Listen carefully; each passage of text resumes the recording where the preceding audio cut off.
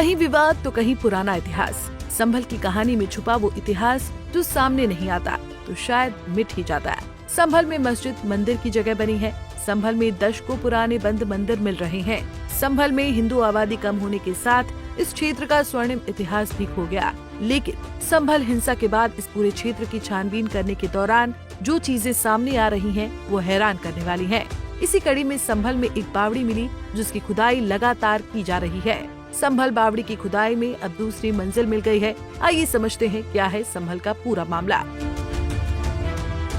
दरअसल संभल की बावड़ी में 11वें दिन भी खुदाई जारी है। इस दौरान संभल बावड़ी की दूसरी मंजिल का दरवाजा नजर आया है। इससे पहले संभल बावड़ी में पहला दरवाजा नजर आया था, जिसमें मलबा हटाए जाने के बाद सीढ़ियां नजर आ रही थी। ऐसे में सवाल उठ रहा है कि आखिर चंदौसी इलाके में स्थित ये राजा की बावड़ी कितने मंजिला है। कुछ जानकार इस बावड़ी का 3 मंजिला होने का दावा कर रहे हैं, लेकिन इस बावड़ी की खुदाई जारी है।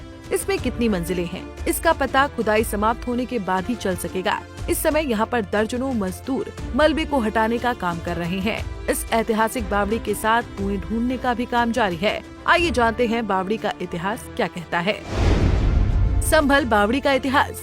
सन 1720 में राजा आत्माराम ने इस प्राचीन बावड़ी का निर्माण करवाया था। इस बावड़ी का इतिहास करीब 300 साल पुराना है। एएसआई की टीम भी इस बावड़ी की जांच में जुटी हुई है। ये बावड़ी जमीन से 10 फीट नीचे से शुरू हो जाती है। इसकी गहराई करीब 30 फुट मानी जा रही है। बावड़ी में एक कुआं और 100 मीटर से ज्यादा लंबी सुरंग मौजूद है। इस बावड़ी से करीब 100 मीटर दूर राधा कृष्ण मंदिर पर पहुंचकर निकलती है। ये मंदिर एक तालाब के पास है जो अब पूरी तरह खंडहर हो चुका है। दीवारों पर लिखे भगवान के नामों से ही पता चलता है कि कभी ये मंदिर रहा होगा। ये बावड़ी सहसपुर स्टेट की मिल्कियत हुआ करती थी।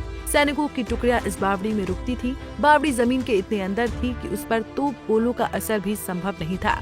बाद में इस बावड़ी का इस्तेमाल आसपास खेतीबाड़ी के लिए किया जाने लगा।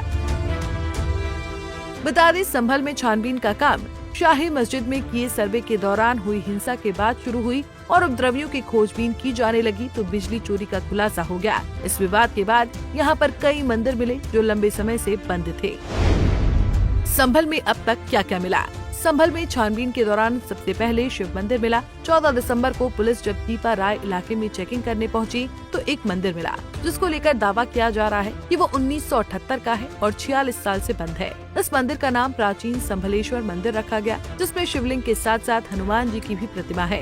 इसके साथ 15 दिसंबर से मंदिर खोला गया और पूजा अर्चना शुरू हुई। इसके बाद कुएं के मिलने की जानकारी सामने आई और उसकी खुदाई कराई गई। इस बीच संभल के मुस्लिम बाहुल्य सराय तरीन इलाके में राधा कृष्ण का मंदिर मिला। मंदिर मिलने के बाद संभल में एएसआई ने प्राचीन कार्तिकेय मंदिर की कार्बन डेंटिंग की। इस दौरान एएसआई ने 5 तीर्थ स्थल और 19 प्राचीन कूपों का निरीक्षण किया। 5 तीर्थ स्थलों में भद्रकाश्रम, स्वगर्ग दीप, चक्रपाणी, प्राचीन तीर्थ शमशान मंदिर शामिल था।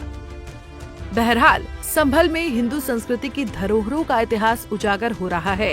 ये क्षेत्र कभी हिंदू बाहुल्य रहा होगा। इस क्षेत्र में हिंदू मुस्लिम दंगों का भी एक पुराना इतिहास, करीब 50 वर्षों के इतिहास में इस क्षेत्र में हिंदू आबादी नहीं के बराबर रह गई है। इसके बाद हिंदू धरोहरों को समाप्त करने की कोशिशें की गयी। संभल की बावड़ी में अभी खुदाई जारी है। आने वाले दिनों में संभल की बावड़ी कितने राज उगलती है, ये आने वाले दिनों में पता चलेगा।